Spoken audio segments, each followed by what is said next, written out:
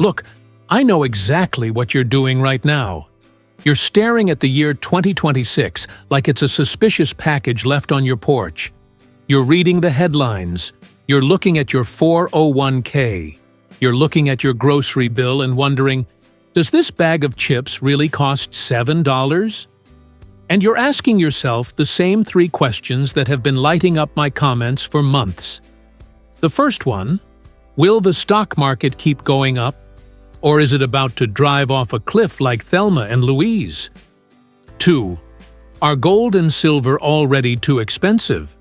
Or do I still have time to buy before they cost more than a kidney? And 3. Did I miss the opportunity? Am I the guy who showed up to the party right as the cops arrived? Then there's the housing market. You're thinking, this can't last. It has to crash. Gravity has to kick in eventually. That's a logical thought. In fact, they're all logical, responsible thoughts. But if you're a homeowner, they are also the most dangerous thoughts you can have right now. While you're sitting there waiting for prices to fall and for the market to make sense, a silent force is lurking in the shadows, waiting to drain the value of everything you've worked for. It's not the stock market. It's not a housing crash. It's not even inflation in the way you usually think about it. On December 12th, they quietly flipped a switch that changes everything about how you need to protect your home, your equity, and your savings in 2026. They didn't announce it with a press conference or send you a memo, but they started pumping $40 billion a month into the system. They call it reserve management, a phrase designed by a committee that hates joy. What it actually means is that they just made your cash worth less. If you don't understand what's happening right now, you're about to watch the equity in your home get quietly stolen. Not by a crash, but by a system designed to make your dollars weaker every single month. There's an old Wall Street phrase you've probably heard, "Don't fight the Fed." Most people have no idea what that actually means. But if you understand it, I mean really understand it, you can stop being a victim of the system and start using it to protect what you've built. Today, I'm breaking it all down. No Wall Street jargon, just the version that protects homeowners. I'm going to show you why the real threat isn't a market crash. It's the invisible tax they just activated on every dollar you've ever saved. I'm also going to give you the 7 specific moves homeowners are making right now to turn this threat into a shield. Here is the thing about the financial system. It isn't designed to be fair, it's designed to flow. Right now, the Federal Reserve is doing the one thing that changes everything. They are making money cheaper again. When they make money cheaper, asset prices don't just go up, they inflate. We're talking stocks, gold, silver, and especially real estate. Basically, any asset that cannot be printed by a bureaucrat in a basement is about to get a massive tailwind. Now, you might be thinking, but wait, isn't the economy fragile right now? Yes. Aren't people broke? Also, yes. But, and this is the part that drives rational people insane, markets do not care about your feelings. Markets do not care about the economy. Markets move on exactly one thing: liquidity. Think of it like this. Picture a neighborhood swimming pool. The Fed controls the hose. When they turn the hose on, the water level rises and everything floats. The yachts float higher.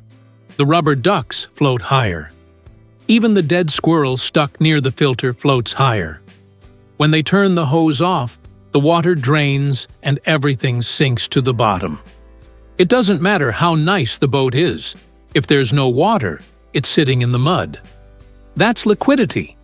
Liquidity is simply how much money is sloshing around in the system and how easy it is to access. When liquidity is tight, borrowing gets expensive, lending slows, and assets struggle. When liquidity is loose, borrowing is cheap, money moves, and assets rise.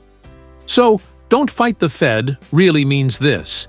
If the Fed is making money easier and cheaper to get, stop betting that asset prices are about to collapse while you're clinging to the bottom of the pool as it fills. And right now, the hose is on full blast. Let me show you the receipts, because I don't want you to just take my word for it. I want you to look at the plumbing. On December 12th, the Fed started buying $40 billion of securities per month.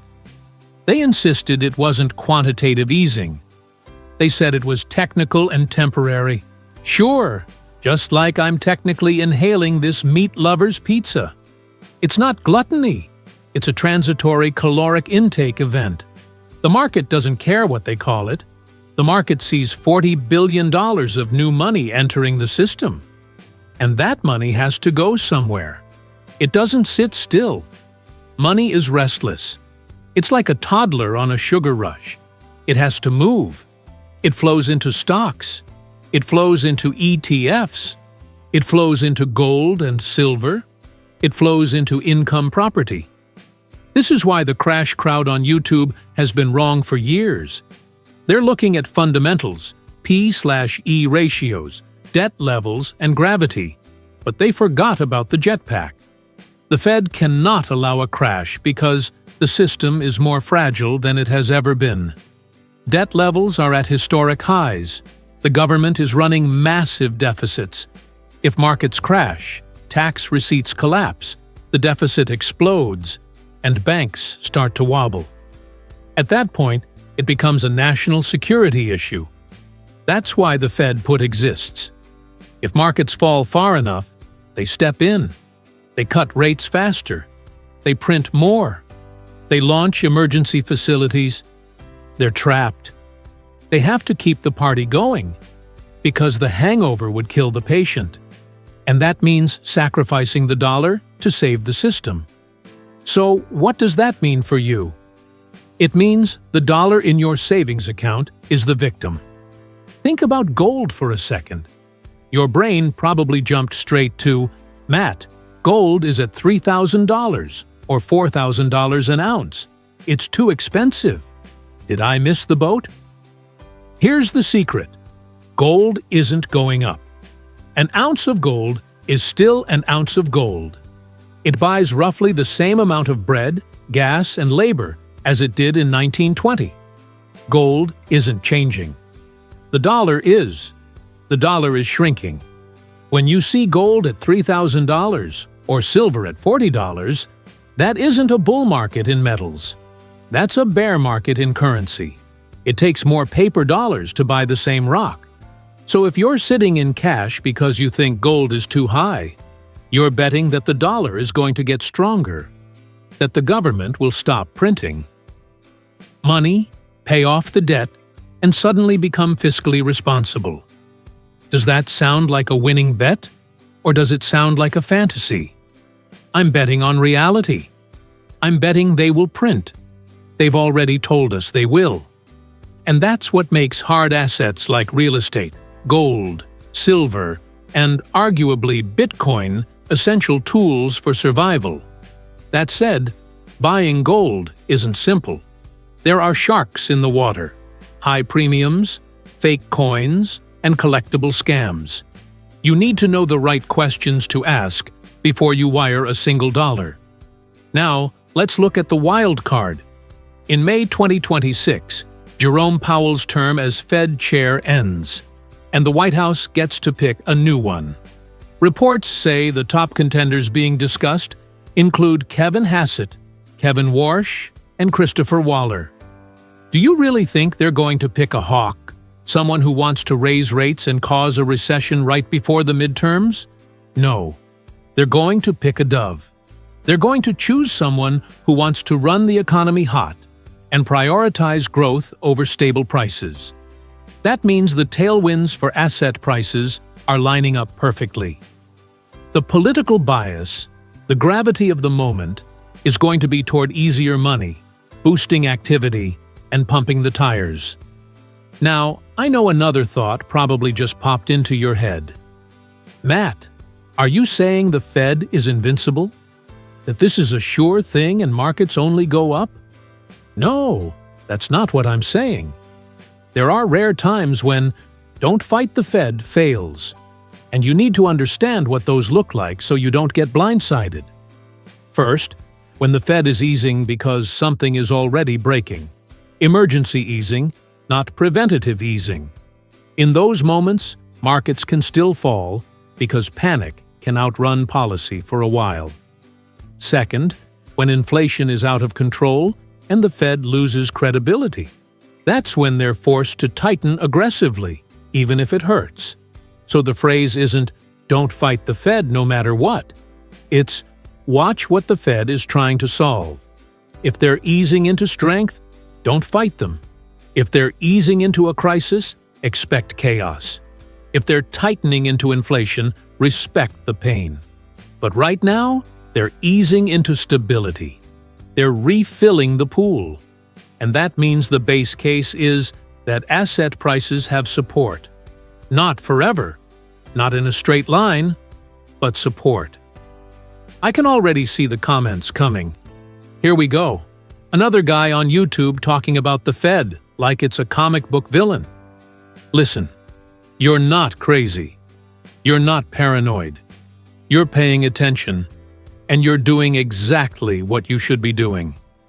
You've been playing by the rules your whole life. You worked. You saved. You bought a home. And now, the system is quietly changing the rules while you're still playing the old game. The gaslighting is real. You're being told the economy is strong while your purchasing power evaporates. You're being told inflation is under control while insurance premiums double.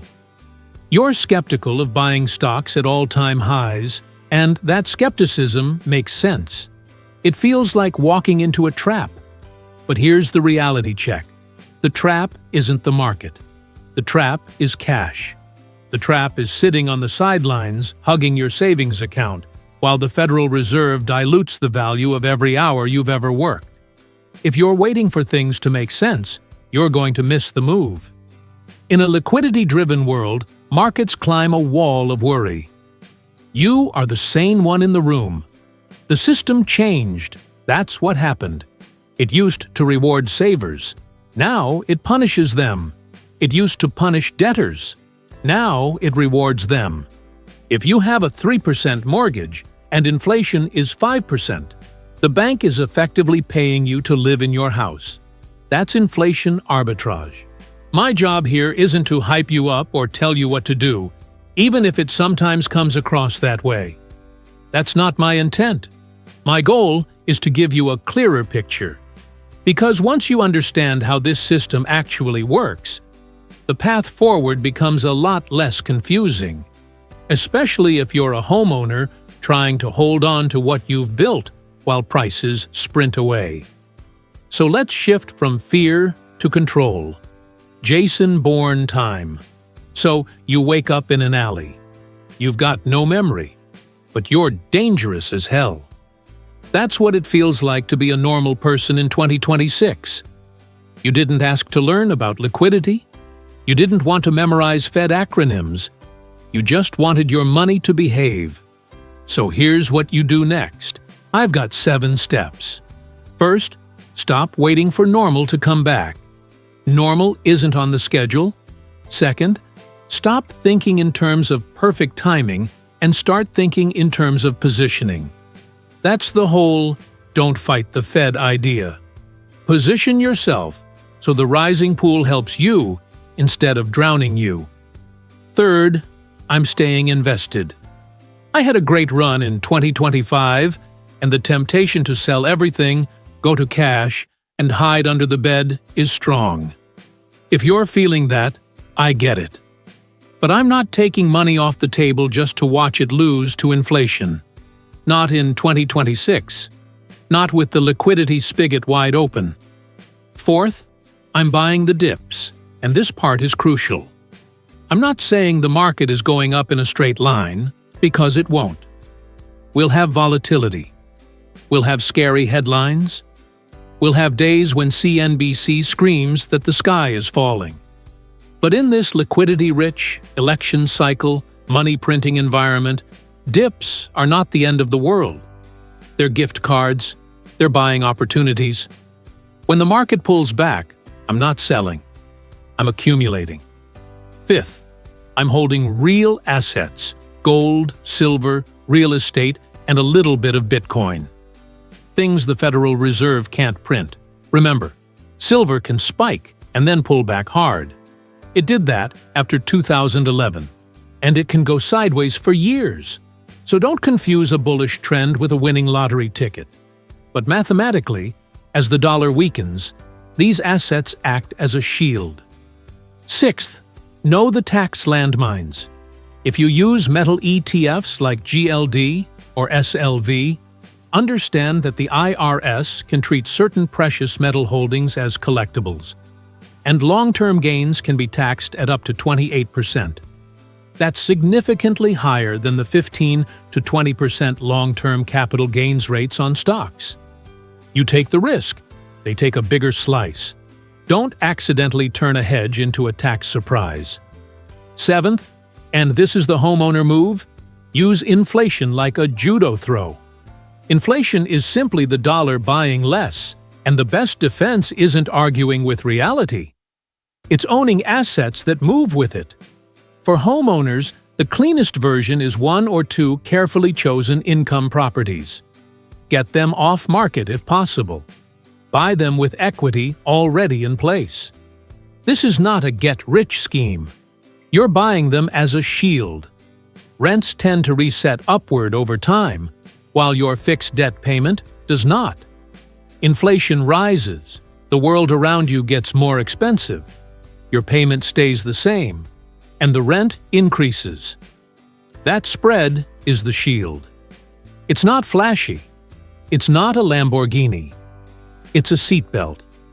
If you want the step-by-step playbook for how normal homeowners do this without turning life into a second job, that's why I put together some free information for you.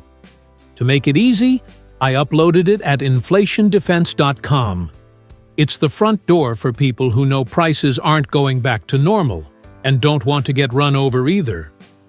The Fed turned on the hose. The water is rising. You can stand at the bottom of the pool and complain that the water is too high, or you can get in the boat and ride it. But either way, understanding the liquidity cycle is only half the battle. While the Fed is inflating your assets, the state is trying to confiscate them. There are legal mechanisms local governments use to seize wealth that have nothing to do with inflation and everything to do with bureaucratic extraction. Property tax reassessments, hidden fees, and aggressive valuations. If you aren't shielded from those, the gains you make in 2026 can vanish in a single tax bill.